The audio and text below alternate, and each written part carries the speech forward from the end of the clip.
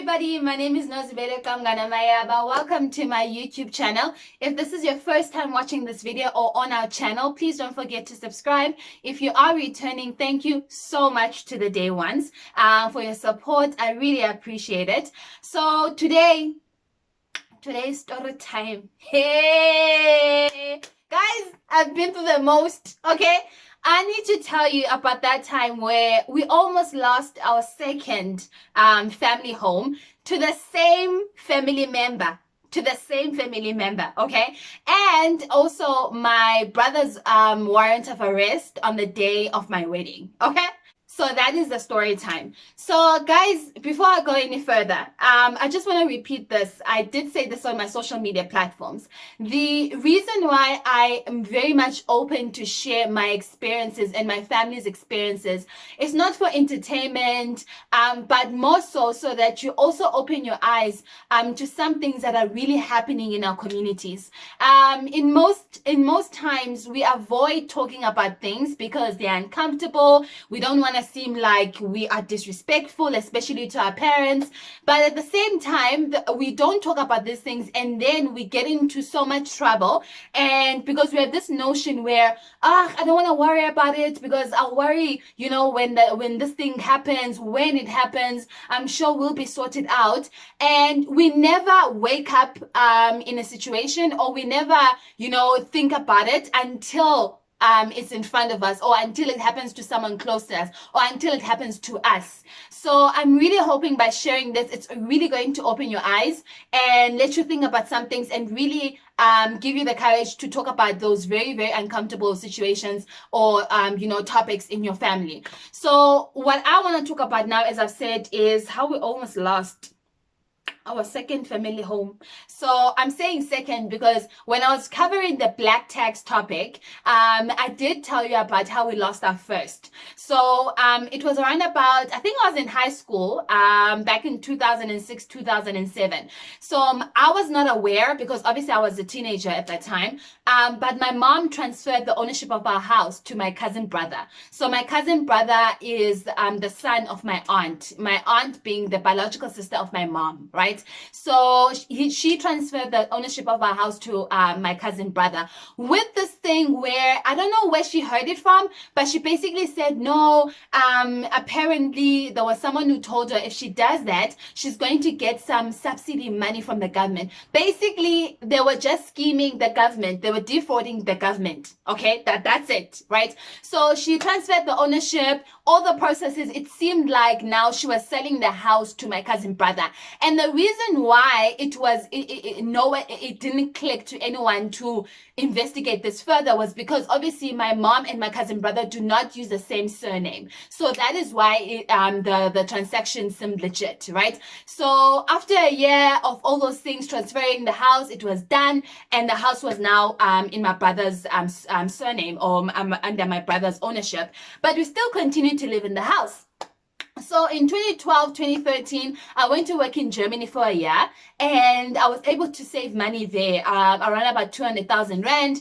And then I came back to South Africa and I started renovating that house. Okay. At the time, I was not aware that that house does not belong to us. So I spent 200,000 Rand on that house, and then a year later, I got the opportunity to get a better job, and I wanted a bigger house for my mom because I could no longer extend that house. It had reached like its full capacity, right? So I thought to myself, okay, let me just buy another house, you know, a family house where I'm gonna take my mom and we're gonna live in the new house. And then because my brother does not have a house, he's going to basically take over the family house. So that happened 2014. Okay, guys, time goes by. 2018, towards the end of 2018, my cousin brother, actually before that, my cousin brother gets married, I think in 2016 or 2017, right about there. Obviously in community of property. Okay, what is mine is yours, what is yours is mine. Okay, so gets married. Okay, everything is fine. And then 2018, yes, end of 2018, my cousin brother and his wife, we're gonna call my cousin brother Brian and his wife come knock at our doors and says, no, I need my house, and there was nothing we can do. Okay, there was nothing we could do. We could not go to the lawyers. We could not go to the courts because they were basically defrauding the state out of money. So we needed to basically just forfeit that house. And my cousin brother sold the house for 200,000 rand, the irony of it, to the 200,000 rand. And that was it. My brother was kicked out of the house. Okay, so we got over it. Yes, it was hard, but there was nothing we could do. So I told my mom, listen, we just need to make another plan. There's nothing we can do in this case. I get, guys, we got over it. Hey, 2019, beginning of 2019, again, I'm busy most preparing for my wedding. Oh, it started off rocky most with that lobola thing, but now everyone is excited. I'm getting married. We are like, everything is really nice. And there was a lot of things happening beginning of 2019.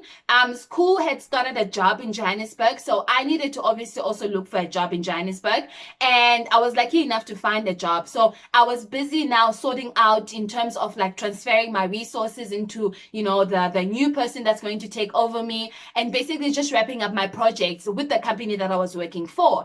And also obviously now I was preparing for my wedding. So end of March 2019, my company says, okay, just before you go, there's one last assignment that we need you to do. We need you to go overseas for a week, and because we have a fundraising gala there, it was in Los Angeles. So went to Los Angeles, went to do that fundraising gala, and unfortunately I could not say no, and I actually didn't want to say no. It was fine because at least like the major things that I needed to do for my wedding were already done. So I was not really worried about whether or not, you know, if I'm gone, what's going to happen with the preparations of the wedding. So I was scheduled to come back to South Africa on my Monday afternoon, and then on Friday I'm getting married. Okay, so I was like, Lord, I'm hoping nothing's gonna go wrong, but as I'm leaving, everything should be fine. So I'm arriving now on Monday afternoon. I'm returning back to South Africa. So my mom says, no, I need us to go and do like last minute shopping for the wedding. And so I need us to go to town. So I'm like, oh, okay, no worries. I was still okay. I was still fresh. So we go to town. I'm busy driving. And she says, I need to tell you something. And I'm like, Lord, not now, okay? And the reason why, I thought to myself, maybe she's going to tell me she was inviting more people to the wedding, because that's what was really not letting us get along before I went to Los Angeles, because she kept on inviting more people, and I kept on telling that I don't have enough seats. I gave you 2 tables, and those are the tables that you're going to fill, okay? So I thought to myself, just when I'm like, Ma, do not do this to me. You know you had 2 tables, so you better, okay, just fill those 2 tables. She's like, no, it's nothing about the wedding, but something happened when you were gone. And I'm like, oh boy. I'm like, just, girl, lady, can you just put me out of my misery? What happened? So she says, no, she got a call from my cousin's sister, right? We're gonna call her Sam, okay? From my cousin's sister, Samantha. Samantha is the sister of Brian, my cousin brother, and both of them are my aunt's children, right? So Sam is calling. Sam, by the way, stays with my aunt. So she has 2 children, stays with my aunt, and takes care of my aunt because my aunt has a chronic illness, so she needs to be taken care of. Basically, Sam is the only one that takes care of my aunt, because now Brian got married and living his best life with his wife and his children, which is fine. We don't mind. So Sam calls my mom and is like, no, Magazi, basically, aunt, I need your help. She's crying. She's hysterical, you know. I need your help. Brian and my mom are kicking me out of the house. Okay. So my mom is like, kicking you out of the house? See? Like, I don't understand. What do you mean kicking you out of the house? My guys, I can't explain like further, but basically you need to get here as soon as possible, because now O'Brien has organized like the community, the elders of the community and the representatives and the counselor of the community to basically hold a special meeting for me to be kicked out of the house.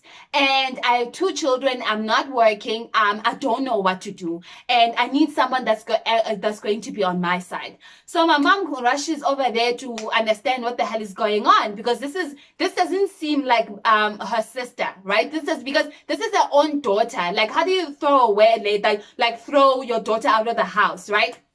So she says she goes there. I get like there's people from the community, there's the counselor, and there's Brian and his wife and my aunt on one side, and then my mom and Sam. Unfortunately, my brother was at work at the time. So now the representative from the community is trying to understand what is happening. Why is Samantha being thrown out of the house? This is her home. When their father passed away, he left the home to them as a family home. So at what grounds is she being taken out or is being kicked out of the house? So Brian and the wife is like, no, she must be kicked out of the house because she doesn't work and she's not taking care of my mom and blah blah blah blah. So my mom steps in and is like, but you don't take care of your mom. So Sam is the only one that lives in this house taking care of your mom, right? You don't even give her a single cent. So I don't understand why you're saying about Sam is not taking care of your mom when you barely hear. Oh, and there's now an exchange of words between Brian and his wife and my mom, right? But I don't understand why you even here. And he's calling my mom by her name. They usually call her Magas, which means aunt, but now he's calling her by her name, and you have nothing to do with this. And my mom is like, yeah, Brian, like you did not, aren't you even the money that you got from my house, right? The 200,000 rand that you got from my house, wasn't that enough? Now you want another house, you want a second house now. Like that should have sorted you out. And I actually like released all the anger that I had towards you so that you can live your best life. It's fine. But now enough is enough. You cannot do this, right? So they go at it. To an extent, now the representatives from the community are like, listen, this is beyond us. This is clearly a family home, and everyone is near feelings. So they feel like now they should adjourn and basically pick up the conversation again, like in a couple of days. So anyway, that was it, right? And so my Sam, my cousin's sister, is still like really worried. The fact that like I could be out of the house with my children anytime. What am I going to do? So as I said, my brother could not join the meeting. So Sam calls my brother, right? Oh, my brother works for like a labor law, firm. So he understands some of the things like what should happen or what steps should happen before anything like anyone can be kicked out. So my brother, Sam calls my brother to tell her what happened, and I guess it was being emotional, right? She's still in her feelings. Or Sam tells my brother also, by the way, also O'Brien basically called Umagazi out of her name, and he was calling Umagazi all sorts of names and busy cursing at her. Now listen, right? Everyone in our family knows, right? When it comes to us, especially females in the family, my brother does not play, okay?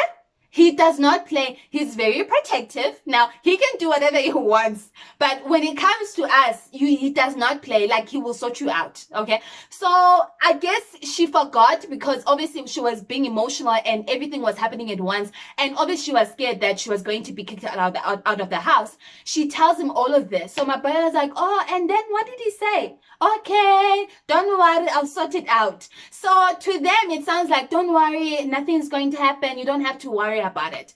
So my mom and Sam decide, listen, it's been a hectic day, okay? Let us go and get even an ice cream, or let's just get some air and go to town and just walk around to just clear our heads, right?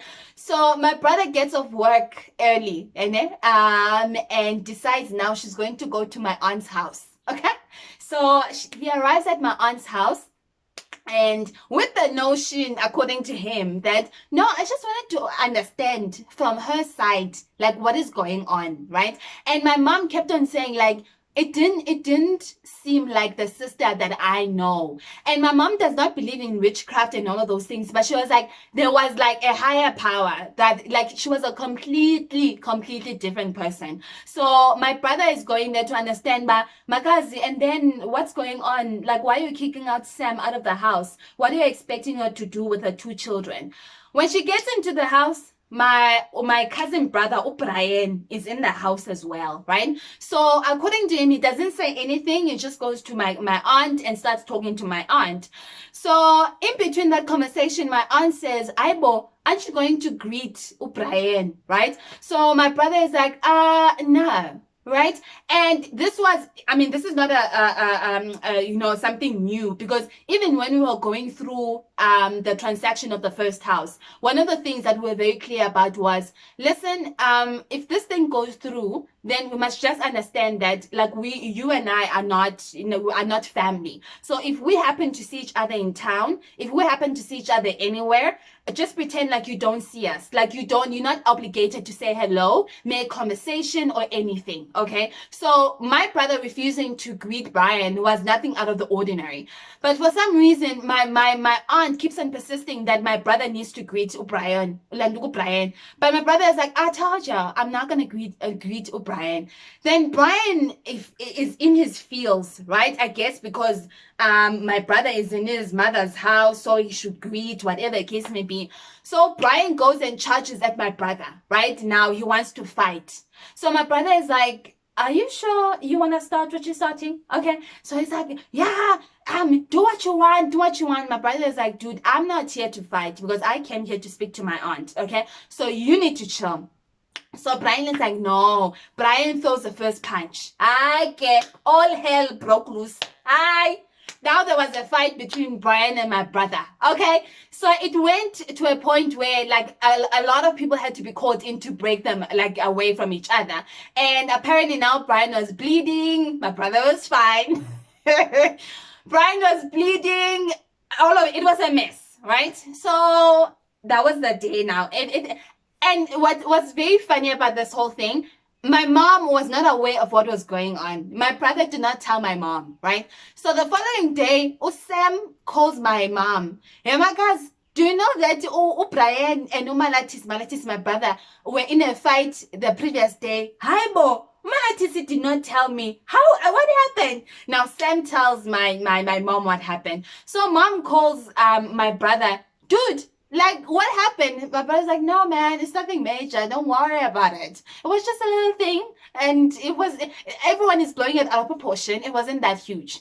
So my mom is like, are you fine? He's like, dude, I'm fine. And I was more worried about him. So my mom is telling me the story, and my mom is like, don't worry about it. Everyone is fine, but I just thought I should let you know. But in any case, now we're trying to engage your aunt to get back to her senses, and basically, push comes to shove, the house should now be transferred to Sam, my cousin's sister. Or worst case scenario, basically your aunt should write a will to say in the event that she passes away, she's leaving the house to Sam, right? So, but my brother is going to handle all of that. And now it seemed as the days went by, my aunt was coming back to her senses to prove, like my mom saying there was a higher power. There was just something that was going on with my aunt that made her, like, really not out of her senses and really think otherwise. But now, after my brother spoke to her and he kept on calling her, and some of the things she was not even remembering. She was not remembering that she's now transferring the house to my cousin brother. How could she do that? Because my cousin brother is married and is building his own family. My cousin's sister is the one who's been taking care of her. So she doesn't understand why she would transfer the house to Landuka to my cousin brother.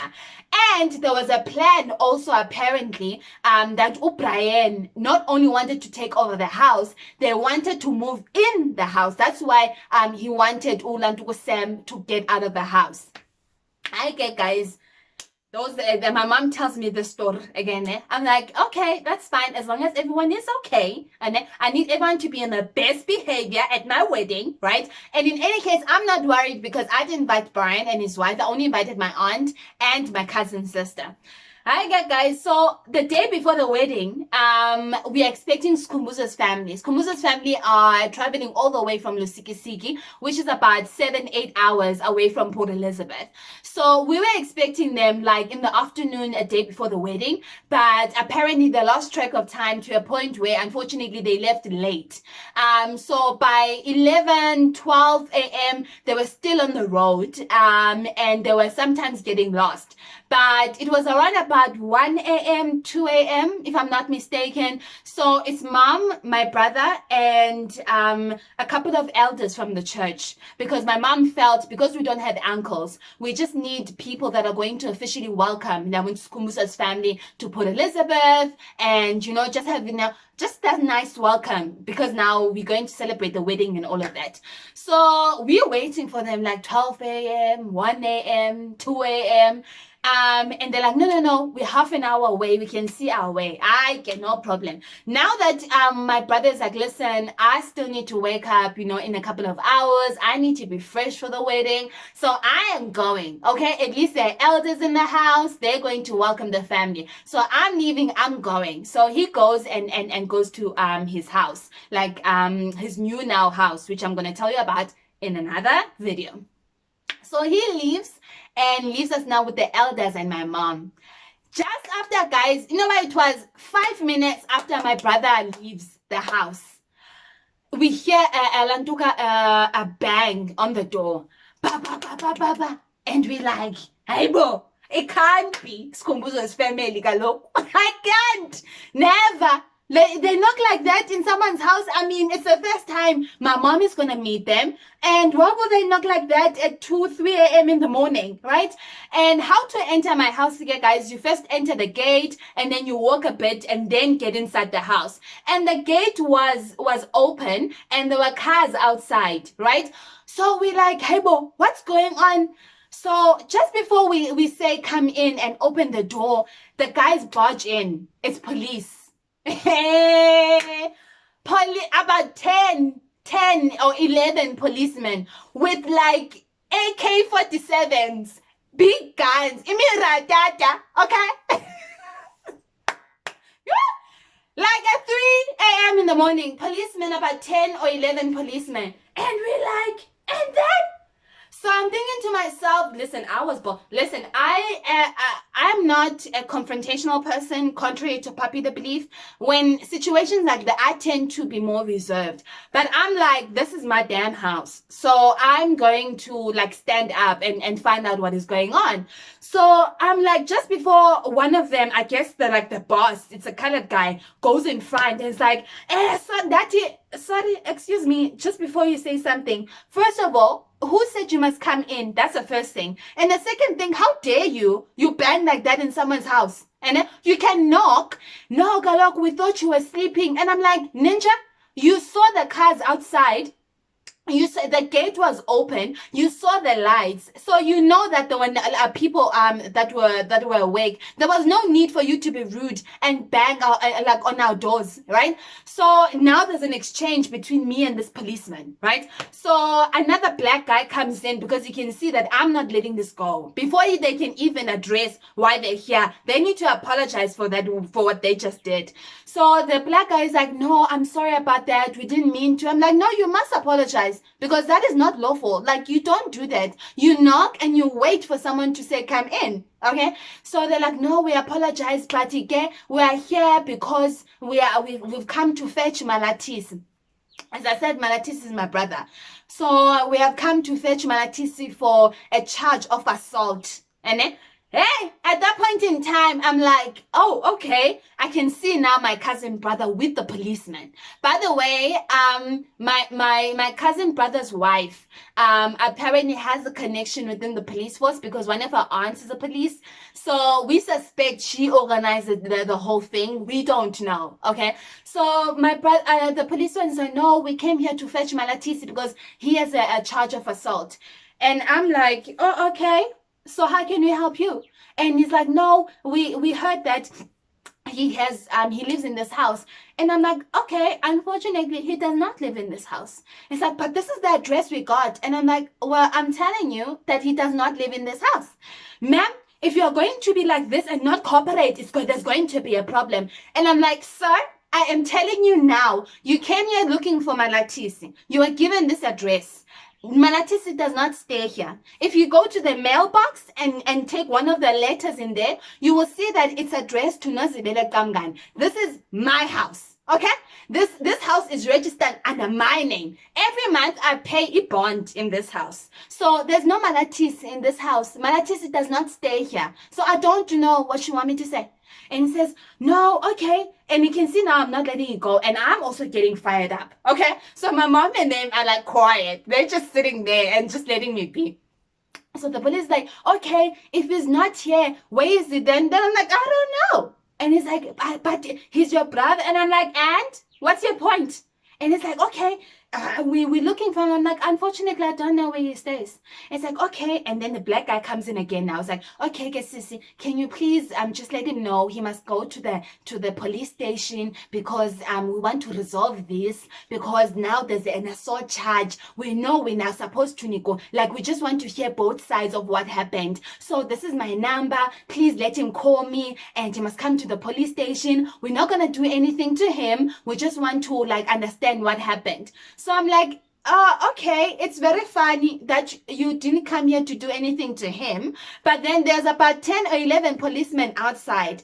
Also, it's a Friday morning, right? Your whole intention, don't think we don't understand. Because your whole intention is for you to lock him up and then you're going to release him on Monday because Galogu court does not have open during the weekend. So it's only they're going to keep him in a cell, right? The whole weekend and then let him out on a Monday. So I'm like, don't think we're stupid. Don't even like try to downside the situation here. If it was a case where you wanted for them to speak, you would have come in the afternoon and you would have come in with one policeman. Okay, there's about 3-4 vans outside for 10 policemen. So please.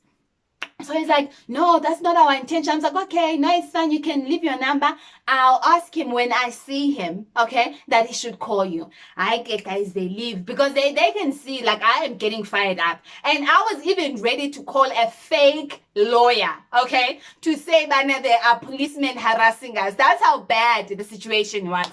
So they leave. So we call my brother. I'm like, dude, like, there's a couple of vans that are outside looking for you, okay? And it's like, no, don't worry about it. I'll sort it out. My brother is more chill than I am. Don't worry about it. I'll sort it out. You don't have anything to worry about it. Relax. Just look forward to your big day. And as soon as the police left, literally a minute after, Skumbuzo's family arrives. Can you imagine if Skumbuzo's family arrived while the police were there? Like, they would have said, and then, like we are like marrying our son to a family that is being hounded by police and all of those things. Anyway, so I did enjoy my wedding day to some extent because Galoko, I kept on thinking there's about 5-6 vans of police that are going to rock up here and take my brother. While my brother was having the time of his life, dancing on the dance floor and having a good time. But thank goodness, guys, like nothing happened. They didn't arrive. And on Monday, first thing Monday, my brother went to the police station just to iron out and give his version of events of what happened. Luckily, when they were doing the investigation, my little cousin, one of my uncle's sons, was there when this happened. So when there was an investigation, he actually testified that no, it was Brian who charged at my brother. It was Brian who threw the first punch. That is why now the case was dropped. You know, the fact that, you know, man, it's actually, it was you who charged this person and who started the fight, not the other way around.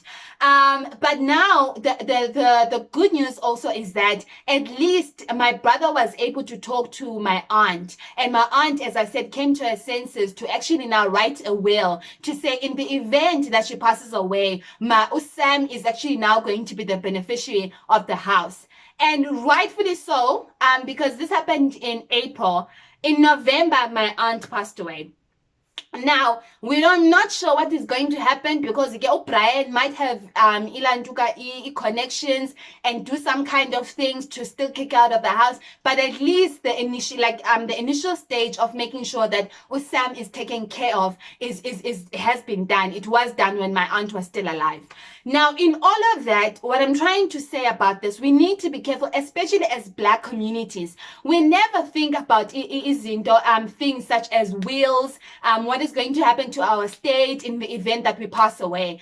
And we put ourselves at a disadvantage. When we pass away, our families are fighting over the estate. These things happen, even if you are not that person yourself. Unfortunately, not everyone is like that. It has been the case with my family, okay? So I asked this question on social media in terms of, do you know who owns your house? And a lot of people are aware of who owns their houses, but they agree that there is no mutual understanding between the family members, between the siblings, that in the event that the parent passes away and what happens to the family house. I remember there was a friend that commented there are 3 siblings. I think they're being raised by a single mom. The mom actually registered or wrote the brother, who's the youngest, as the beneficiary of the house. So she was saying she doesn't mind because it's fine, he can take care of the family house, whatever the case may be. And I'm like, no, that's rightfully so. That is actually good. I'm not worried about that.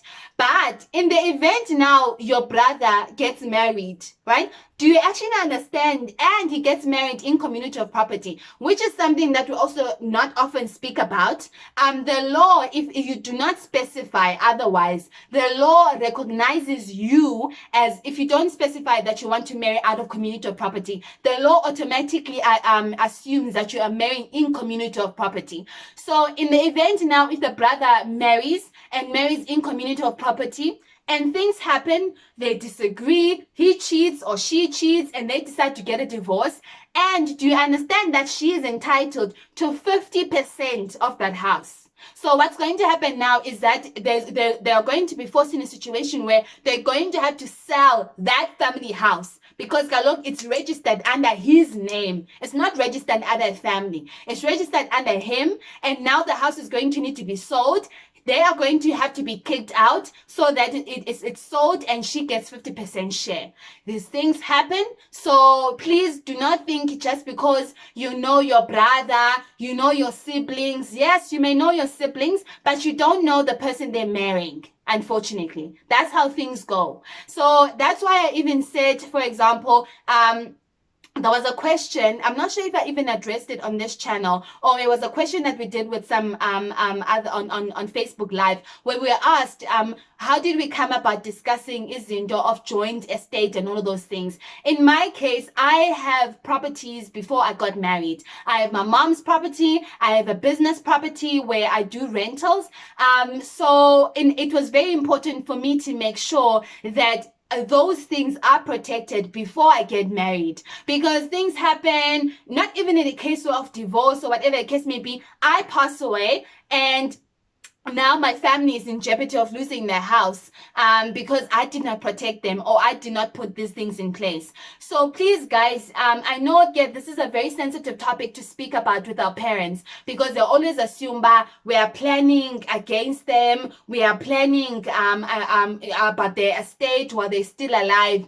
Yes, we're supposed to plan about your estate when you're still alive, not when you're 6 feet under and we don't understand like what to do next. So have those difficult conversations, understand what's what, and most importantly, especially for those that are starting out in the workplace, be very, very careful about renovating those houses until you understand and is very much aware of who owns that house. Do not renovate. Do not renovate that house, because what is going to happen, especially for those houses that are inherited from our great-great-parents. So umakhulu, your grandmother or your grandfather passed away very long time ago, and they left the house to the children and then to the uncles, including now your mom. But it was your mom that is still residing in that house, right? So your uncle is going to let you renovate that house in it.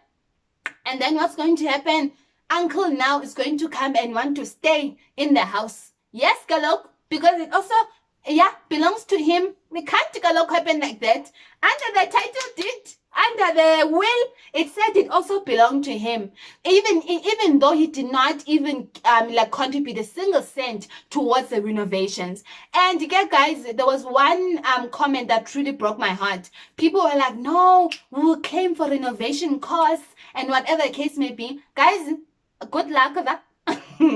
I'm not trying to be fun. good luck, because how can you claim for renovation costs when you did not consult the owner of the house that you wanted to renovate the house? Like, think about that. You cannot claim for renovation costs because the owner is going to say, but then I did not ask them to renovate. In actual fact, they renovated against my permission. So I'm not going to give them any renovation costs. So I don't want to go any further about this. I'm really hoping that, as I've said always, my experiences, may they be lessons for you guys, because I really, honestly would not want anyone to go through what we went through. The first house we lost. The second house we almost lost, okay, because of all of this. So may we be a better generation and be better prepared, not only for ourselves, but for our children as well. So yeah, guys, that was a whole story. I hope you really enjoyed this video, and don't forget to subscribe. And yeah, guys, until next time, thank you so much for tuning in.